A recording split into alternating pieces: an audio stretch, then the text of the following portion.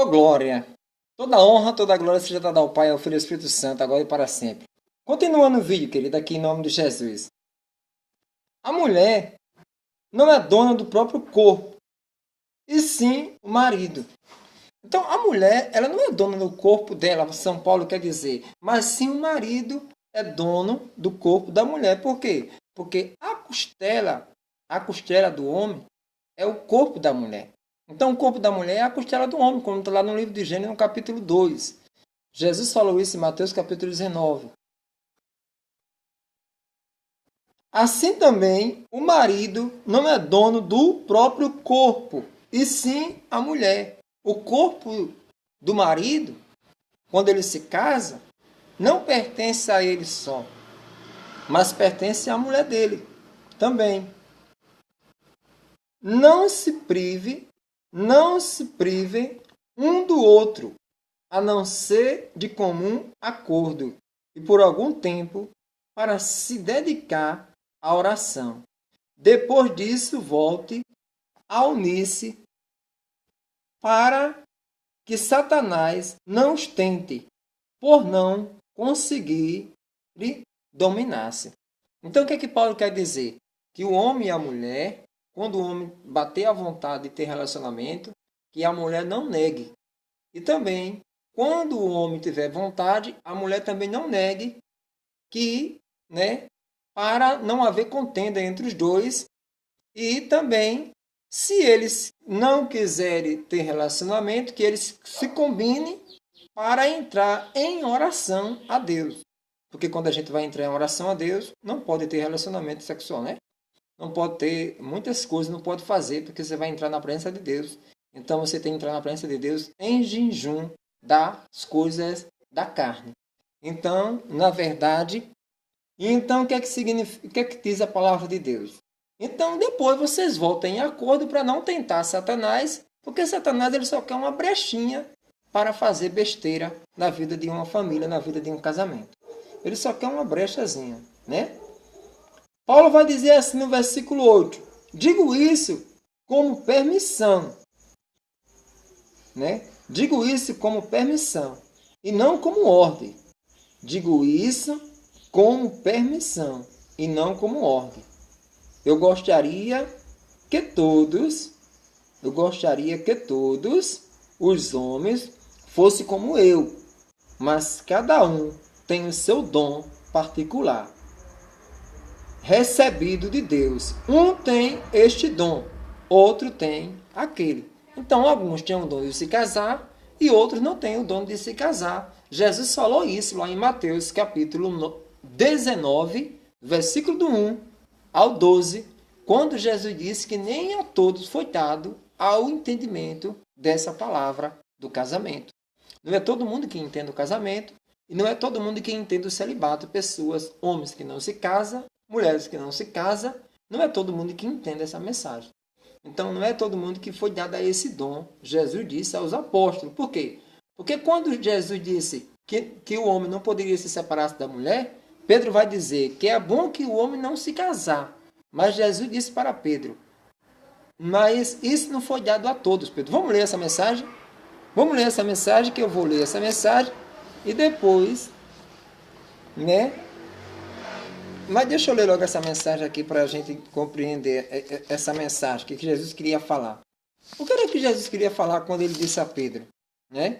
Porque Pedro disse assim, quando Pedro perguntou, Então o discípulo disse assim, São Mateus, capítulo 19, versículo 10. Os discípulos disseram a Jesus, se é assim a condição do homem, em que relação à mulher, Os discípulos disseram a Jesus, se é assim a condição do homem, em relação à mulher, então não vale a pena se casar. Olha o que os discípulos disseram. Mateus, capítulo 19, verso 10. Os discípulos disseram a Jesus, se é assim a condição do homem, em relação à mulher, então não vale a pena casar. Ele respondeu, Jesus, ele respondeu, nem todos conseguem compreender essa realidade, mas somente aqueles a quem é concedido Aí Jesus vai dizer, de fato, há eunucos que assim nasceram do ventre materno. Há eunucos que foram feitos assim, todos os homens, né? E há eunucos que se fizeram tais pelo reino do céu. Quem puder compreender, compreenda. Versículo 12. De fato, há eunucos que assim nasceram do ventre materno, pessoas que nasceram e não se casam, tanto o homem como a mulher. Há eunucos que foram feitos assim pelos homens. Tem homens que forçaram as pessoas a servir a ele. Tem rei que se fosse outro homem não se casar, mas servir só a ele. Assim fez com a mulher também. A rainha fez com a serva, né? E há eunucos que se fizeram tais pelo reino dos céus. Quem puder compreender, compreenda essa palavra. Então, eu aqui continuo na mensagem, né? Aos não casados e às viúvas, digo que é bom ficarem como eu. Mas se não consegue dominar-se, que se case, pois é melhor casar-se do que ficar ardendo de desejo.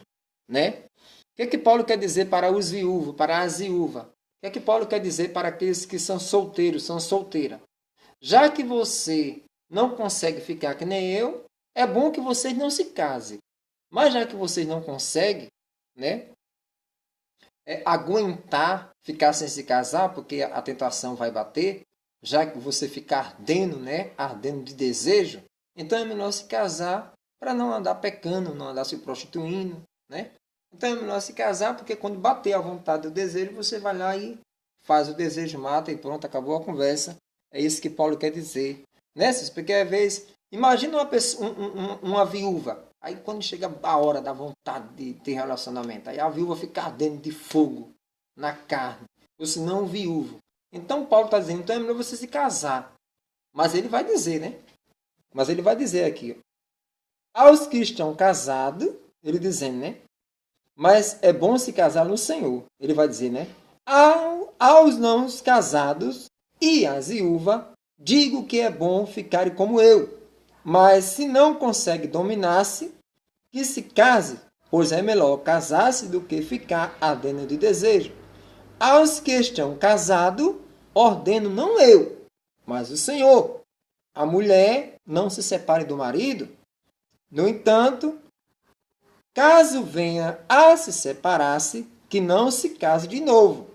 Ou então se reconcilie com o marido e o marido não se divorcie de sua esposa. Foi o que Jesus falou em Mateus capítulo 19 também, que o homem ele não deve se separar da sua esposa. Voltando para o versículo 17, aí ele vai dizer no versículo 12, ao demais eu digo, eu mesmo, e não o Senhor. Se algum irmão tem uma esposa que não tem fé, e ela concorda em habitar com ele, não se divorcie dela. E se alguma mulher tem um marido que não tem fé, e ele concorda em habitar com ela, não se divorcie dele, pois o marido que não tem fé é santificada. Pois o marido que não tem fé é santificado pela esposa, e a esposa que não tem fé é santificada pelo marido que tem fé. Se assim não fosse, os filhos de vocês seriam impuros, quando na realidade são santos. Se aquele que não tem fé quer se separar, que se separe.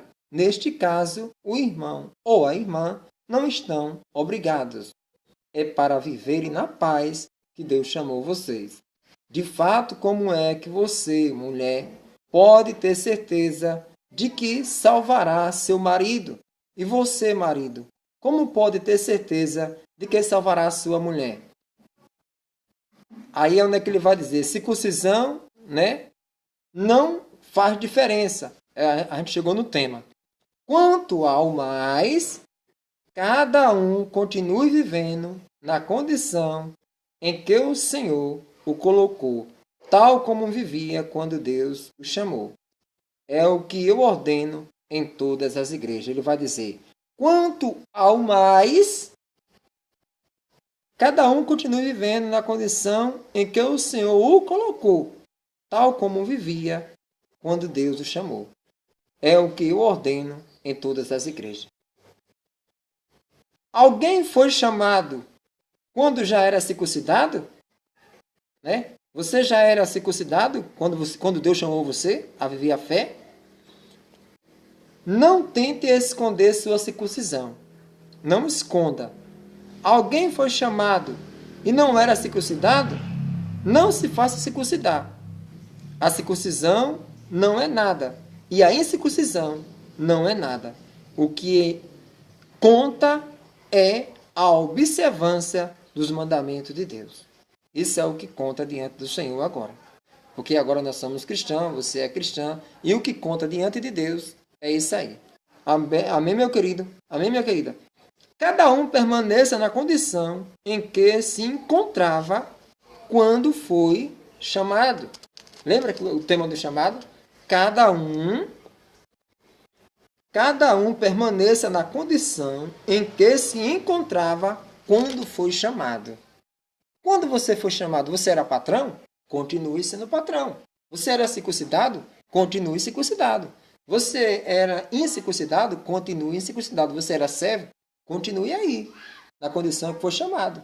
Porque agora, tanto o circuncidado, tanto o incircuncidado, ele agora vai se tornar filho de Deus através da fé em nosso Senhor Jesus Cristo. Ele vai receber o batismo do Espírito Santo, como diz a palavra de Deus. Em nome de Jesus. E assim diz a palavra. Você era escravo quando foi chamado? Não se preocupe com isso.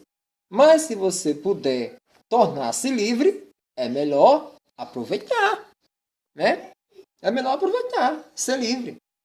Pois o escravo chamado pelo Senhor é liberto no Senhor. Assim também o livre, quando chamado, é escravo de Cristo. Agora todos nós somos escravos de Cristo. Seja Senhor ou seja escravo, todos dois agora vão ser escravos de Cristo. Vocês foram adquiridos por preço alto. Vocês foram adquiridos por preço alto. Não se torne escravo dos homens. Não podemos se tornar escravo dos homens, mas, meus amados e minhas amadas, precisamos agora buscar cada vez mais o Senhor, em nome de Jesus. Irmãos, cada um permaneça diante de Deus na condição em que se encontrava quando foi chamado. Essa palavra aqui é tremenda para a gente compreender e entender essa palavra que diante de Deus nós somos todos iguais no Senhor. Né? Cada um de nós vamos ter o mesmo direito do outro. Só que do mesmo jeito que você recebe cargo aqui na terra,